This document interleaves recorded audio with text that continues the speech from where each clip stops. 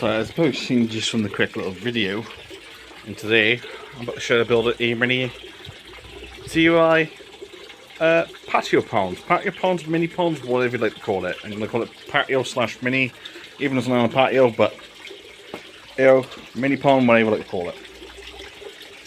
So it would cost you, if you're going to build this the same way as mine, it's going to cost you 50 quid altogether with a filtration system, a pump, and 3 plant pots and a bag of gravel. That's all you need for this simple little build to build this patio pond or mini pond. It's completely easy to do, and I'm about to show you how to build it now today. So see you in a bit. See you in a bit. Yeah. Alright, so the things I do have is the pump, holes or line for the pump, bag of gravel, the actual pond base I'm going to be using myself, which is a plant pot, which is meant to look like a barrel. You can use a barrel, but then the problem with barrels is you want to kind of use a liner in or something to act like the liner. Which the barrels, which I've seen from my local B&M shop, were going to cost me 20 quid. And this was what this plastic one was only 30. So I say probably would end up costing me another £5 or so for a bit of liner, for like an actual pond liner. But it saves me the ass of cutting and the rest of it. I spent an extra 5 quid and actually just bought a plastic one. Now I bought 2 smaller plant pots, and this is what.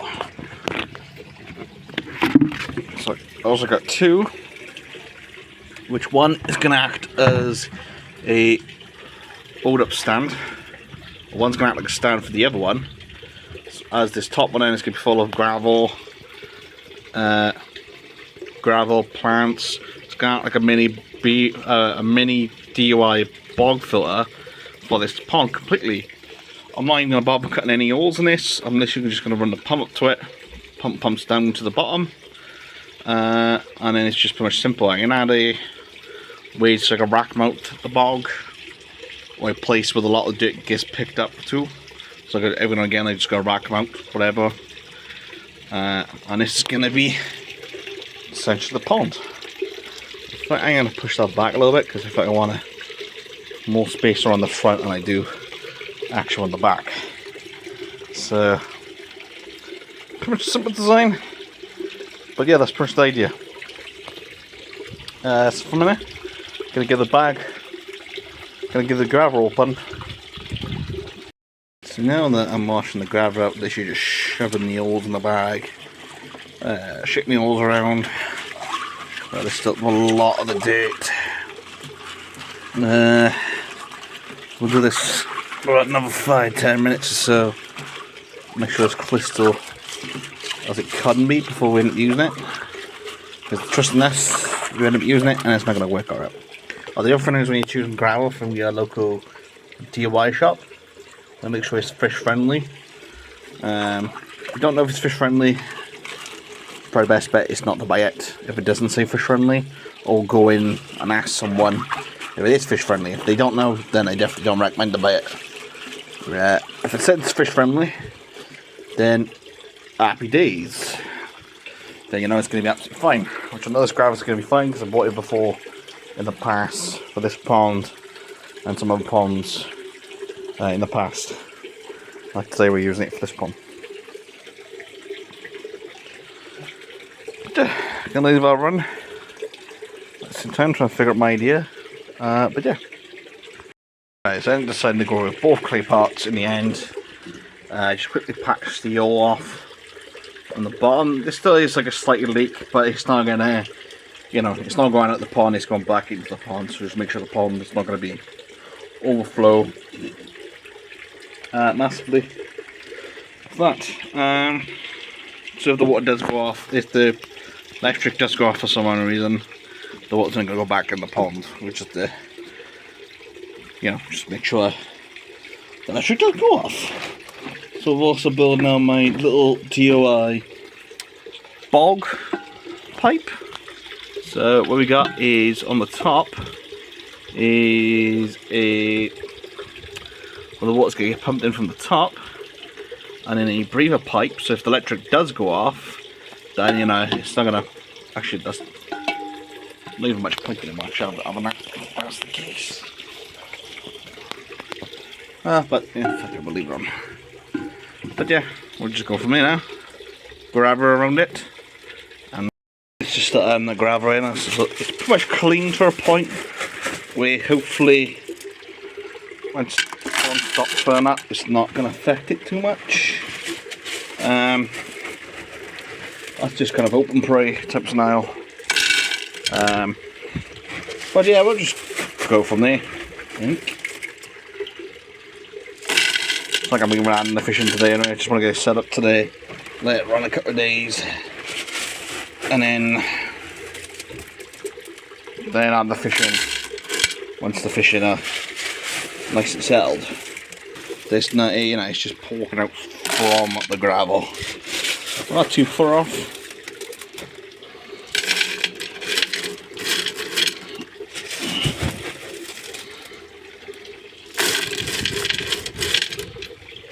Yeah, it's just kind of a nice little simple pond. Probably one of my last videos of the year. Actually, no, I say that. I got a idea in my head which I'm doing before that. So the rock, or the gravel, is going to act like the media essentially. For the pond, for the media for the little DIY pond. That was so well, but obviously it'll do for this year. And then this one, then I got to completely empty out the soil, as we don't want the soil on the bog filter. So I'm going to do that quickly. I'm not going to show that on camera, just because there's no point. But yeah. So I was in now in the plant pot, in the bog filter, and now we have gravel all the way around the ponds, or around the tubs anyway. This actually just look nice already. Can't wait to get this foot of water, get the pump running, and see how it sounds. So it has been 2 days now since the patio pond is been up and running. I bought some oxygenated plants as well to go in there, which got like 4 bushes in there. Well, 4 plants in there at the moment, which we'll get more at some point later down the line. And today we're going to be adding the fry into that pond. Obviously, the second part of this video for you guys all on one day, but for me it's been 2 days since that's been set up. So right now it's going to catch the fry, put in a little tub, let them acclimate, and let them go loose. So now as they're floating, I'll leave them in there for about 10-15 minutes or so. Same again with the guppy and patio fry in the tropical tank. One, just let them get used to the temperature. Get them to used to the temperature difference. Now, the main reason why you guys might be asking why am I bringing these guys out here into this patio pond is essentially to get them used to the different types of weather between the coldness, the warm, and obviously the winter. As right now we just got towards the end of the summer, it's just the start of September. So I want to get these guys pretty much winter hardy this year, because I don't know if they can survive this size winter hardy. Once they are fully grown like the rest of the fancies are in this pond, I know they're going to be surviving every single winter. So this is the reason to me why it kind of is more important to do it now, instead of just waiting another year or another 2 years for them.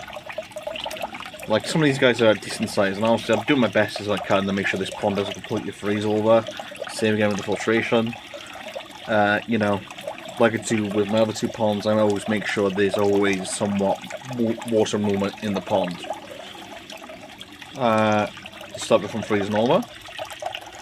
As well as I think that once this pond starts growing algae properly and insects comes towards the pond, these guys get so much better a diet than I could ever do inside of a fish tank naturally for them. But yeah, that's kind of all the main reasons why I want to get them out here now. But yeah, we're going to let these guys float, then we'll let them loose, and then I'll give it about a day or two, give you guys a quick update for this video goes live, and you know, they settle in tips now. But yeah. Right, so now it's been about 10 minutes. So now that he's fine, goes to the new home until they're fully grown, which then will be added into the big tank, or even some of them might end up selling. Oh, they say big tank, I mean they say the fancy pond. But time to let them loose and let them explore.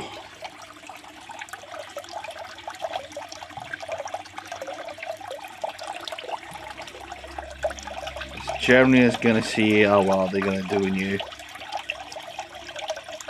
Even though I said that, I did end up finding 3 fry in this box on a plant pot. So, you know, 3 of them already been outside for a long period of time before they come in. But yeah, let's just let them get settled in. Give you guys a quick little update in a couple of days. And we'll go from there. Right, now it's been a couple of days now. Actually, it's been a couple of days.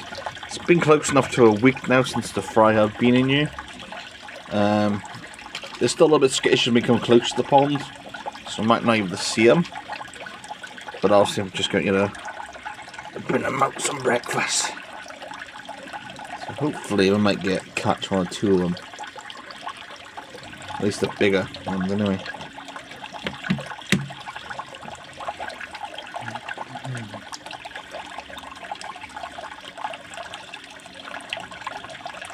No, definitely seen that did him.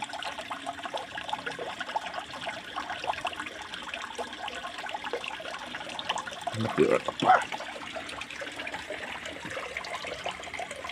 There's one at the front. I think after some of the bigger fry, you probably just see more probably the small fry. But they do tend like to hide around at the back.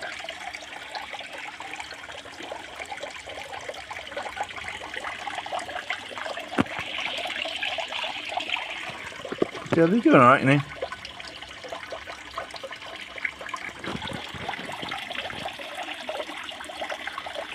There's one. There's one.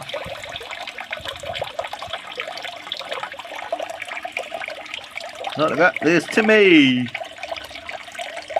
Timmy. There he is. Yeah, so they're in here because obviously they're quite small. Won't even see them on camera. Now I've got to turn the pump off and actually have a pump my luck, but obviously I don't do an extra, I won't stress them. But they're all doing alright. So my idea is just to keep them in there all winter, feed them up now. But yeah, they're doing alright. So that's how I'll build a cheap deal.